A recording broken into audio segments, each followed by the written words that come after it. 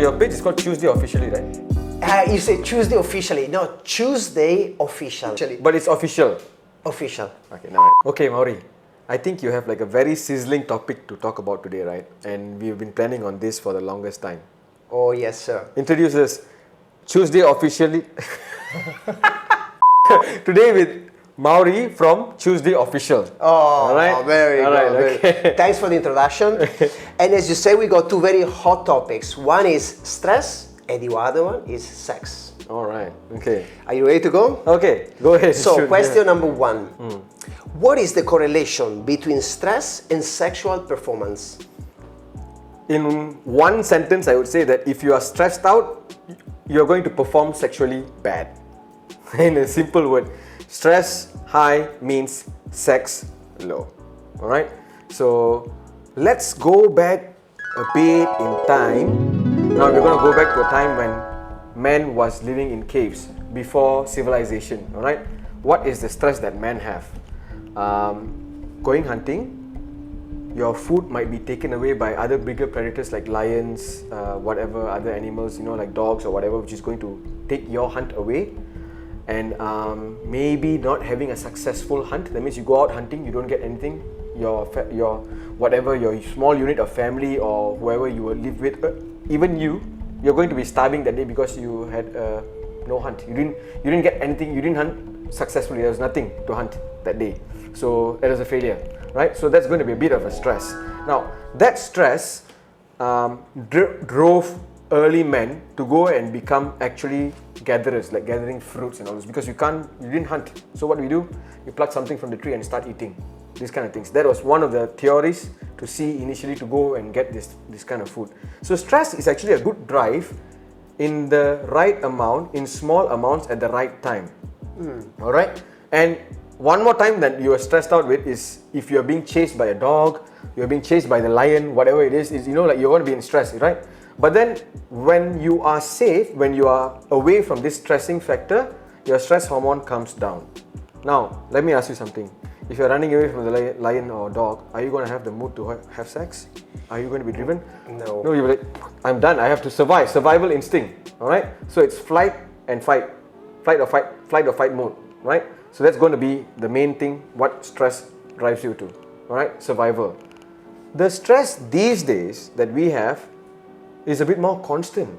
The same stressing factors, your cortisol hormone, is going to go up when your boss gives you a deadline to do, when you have a task to be completed within a time frame, when your business is facing a downward trend. So these things, they realize that it's the same. It's not like, like there's a different stress hormone which is different for when a lion chases you and when your boss chases you to finish a job or completing a task. It's the same thing. So when this stress hormone goes up, your cortisol level, it doesn't come down.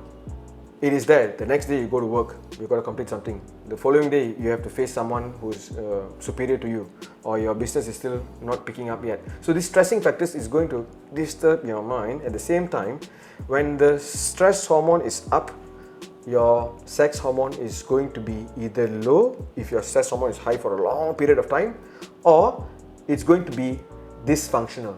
Same thing as your insulin. Your insulin function is not going to be so good as well when your stress hormone is constantly up. So what happens is you become insulin insensitive also. All right.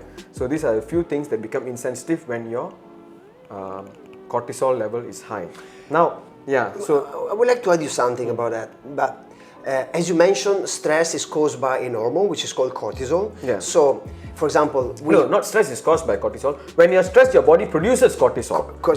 Let me formulate. When you stress, your body produces cortisol. But going back to cortisol, if you remember, once we tackled the topic of sleep, in the morning, once we wake up, the level of cortisol is going to go up because, of course, it's functional to the way that it wakes up the body because we need to be operating. It's good. So, I've seen even personally, but I guess when it comes to sexual performance, morning is a good time. So cortisol in that case can boost the performance. So your cortisol is produced by your adrenal cortex, which is above your kidney. All right, there's a small gland on top of your kidney, and it produces cortisol, which has a feedback loop to your brain which is something called adrenocorticotropic hormone, ACTH. Alright, there's so many layers inside the adrenal gland which produces different hormones or neurotransmitters, I would say, like your adrenaline, noradrenaline and all those. But the only one you can measure with the feedback loop to the brain is cortisol. So in the morning when the cortisol is up, your body regulates it very well. When you are not able to perform, your body is not regulating cortisol properly. Yeah. So in the morning you wake up and then you want to, like you have that morning wood and then like you want to, you feel like, like you want to do that. You want to have sex in the morning, so we're talking about. And it is possible because your body can regulate cortisol very well. So on the other end, when a person is chronically stressed out, when they wake up in the morning, the cortisol level might not be high. It might be low, it might be high. It's not, your body doesn't regulate it properly. All right. So for a person whose cortisol levels are regulated properly, remember, Sweden just made sex a sport. From the, Sweden just officially made sex a type of sports, right? So it is a physical performance, right? And when I said you wake up in the morning, your cortisol is high, you can go and do a workout. So that's another type of workout, probably. So what's a workout? Yeah. So and your body's ability to regulate, not the fluctuancy of the cortisol, is the reason why you have that good mood in the morning despite the cortisol being high. That makes you wake up. All right. So it is not, and most of the people that you have cortisol issues, you check their cortisol in the morning, it might be very low if they are chronically stressed out. So the cortisol might be very low, or it might be high initially for the ones who are just starting to have, then it starts to dip down later in the day, but then, or it might just stay like that for a long period. The regulation of cortisol doesn't happen properly. That's the reason why it's different. All right. Okay. So this was the overview on what's the correlation between stress and sexual performance. Now let's get deep into the topic. So what are the methods in which we can manage stress and anxiety? I would say that normally expectation versus reality, the difference of the expectation in the difference in the reality versus expectation is the amount of stress that you actually project you have, right? So just say this is the reality and this is your expectations. Expectation. So the difference in the level of reality and expectation is your stress level, right? So you got to keep your reality in check and your expectation on good level, so not too crazy high. Yeah. So that's one thing. Easier said than done. Now that being said, men and women, now what I see is, if you do not have anything which is besides your work to bust your stress out, let's say you want to go for a game of badminton, you want to play football, you want to play rugby, you want to play something which is competitive, or you want to go for walks. These are good ways to actually relax and calm you down. Listening to good music, in fact even singing is said to be very, very calming and relaxing, because there's something called the vagus nerve in your body. It's one of the longest nerve and innervates most of your organs, from your lungs, your digestion, blah blah blah, and all those things. Vagus nerve, if you stimulate vagus nerve, you will get very good response in digestion, sleep, breathing and all those. Few ways you can do that: meditation on a bit, yoga exercise, having a good workout. That's one way. That's also another way that you can actually externally stimulate your vagus nerve using TENS machine, transcutaneous electric nerve stimulation, TENS, and you put it in your ear and stimulate. Now, those are all the shortcuts. At some point, your body will like, I want to do something different. If your routine is just going to work, coming back, lying down, watching Netflix, this is the whole routine, then your stress level is not going to be managed. You got to do something different. Like I said, dance, workout, play. You need to play. All right? Dance, workout, play sports, have fun. How about socializing with friends? Yes, those kind of things. Different ways of stimulating the vagus nerve, and all this is what makes the balance. All right. Now, also there's going to be people who are addicted. So when you are sad, you're going to be addicted to a few things. Just say drugs, alcohol, nicotine, pornography, anything. All right. So now this is when your dopamine surge is going to happen. All right. So your dopamine knows that it's going to be secreted only when you do these few things. but you can actually work on the dopamine serotonin balance, where you do things which are long term going to bring you benefit rather than short term dopamine bursts. All right, so addiction is short term dopamine bursts, whereas if you build character value, where you build value, where you build habits, like I said, all the dancing, socializing, singing, playing sports, activities, could be anything at all, swimming, anything, something for physical movement. This is going to build up on the serotonin dopamine level, where you don't get short-term addictions but you get long-term satisfaction. So these are some of the ways that can actually bust the stress levels and manage your cortisol in a better way. Fantastic. So manage to break the routine with some leisure activity. Yes. Could be either physical activity or just socializing with friends, just to unplug a bit from the routine of workday life. Breath works, meditations, anything, could be anything. Cycling. Dancing, singing, cycling, could be anything. What makes you feel like, relaxed, listen to good music. So you got to diversify the way you bust the stress. It's not like you got to do swimming every day, then it becomes a routine. It's not like you got to work out every day, then it becomes a routine. It's good, you work out 3 to 4 times a week, but don't forget to have fun. Sing, dance, socialize, all these kind of things. This is a very, very important. Grounding. Go and ground yourselves, go somewhere in nature. Fantastic for busting your stress levels. Walk in the nature. These are all fantastic ways. Very healing. Yeah. Okay, now we went through what's the correlation between sex and stress. How to manage, and we got plenty of advice, how to manage stress and anxiety. And now, are there any supplement or medication that can help with managing stress and also improving sexual performance and the mood itself? There are, and I think nowadays people are aware of a few things. And remember, we talk about supplements. They say supplementation happens once your lifestyle is. Yeah, correct. So the second part, where I told you about all these ways that you can actually hit on reducing the cortisol level and managing the cortisol better and improving on your dopamine serotonin function. Once all these ways you have incorporated in your life, all these things, like you're doing something which is making you relax and all those, you can add supplementations. Now there's a few. I think a lot of people know ashwagandha. A lot of people know tongkat ali. Even for women it works.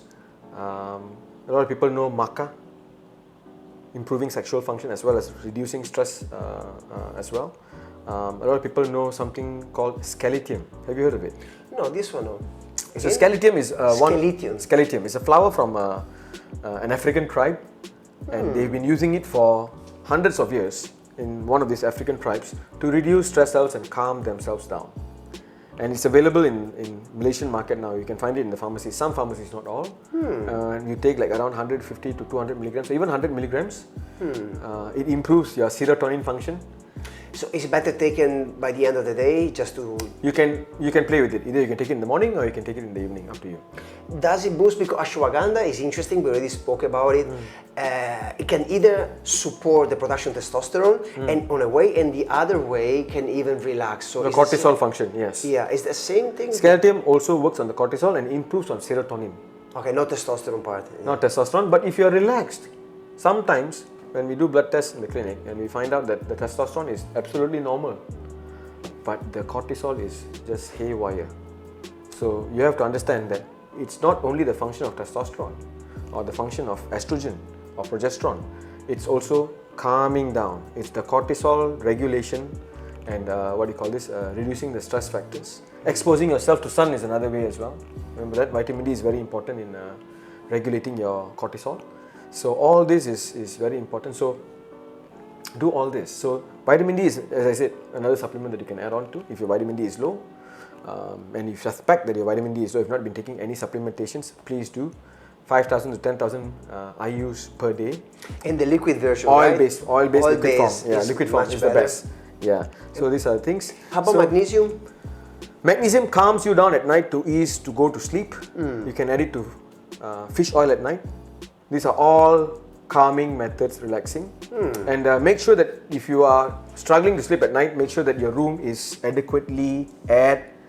It is dark, not bright, and also you might want to add these supplements to that. And it must be a room which is slightly cold, not too hot or warm, then you won't be able to sleep well as well if you're sweating. So all these are methods to improve on sleep, and also again, try not to use your phones, your TVs, and your any kind of screen. screens before you go to bed. And if you find it hard, a habit can be formed. Even I started having the habit, I need to watch something before I sleep. I switched to reading something. By the page 10 or 11, I'm already like sleepy, and then you go to bed. So that works well. Dear doctor, we almost wrap it up. So we went through, but I would like to clarify with the audience and with you. Once we spoke about sexual performance, I would like to know, how does stress affect women in terms of sexual performance and men? For what concerns men, the easiest way, of course, is struggling to have an erection. But for what concerns a stressed individual female? For women? Yes. Women might feel low libido. They might not have the urge to have sex. These are some of this is one of the reasons why they might have low libido. There are, of course, other reasons as well, but the main reason is also high cortisol. I mean, like as I said, when you're being chased by a lion or a dog, you don't feel and I guess for men, they might have the needs to have sex, but they cannot have an erection due to the fact that so it could be both. They could have low libido and they could have poor erection, or it could be either one, or it could be both. Most of the times I see both happening. So these are the things. So now, ladies and gentlemen, you know very well how to tackle anxiety, what the correlation is between stress and sexual performance. Yes. So, Dr. Sashi, as always, thanks for sharing wisdom. No worries, man. We'll see you soon. See you. Don't forget to follow, click, link, subscribe. Alright, see you guys. Bye.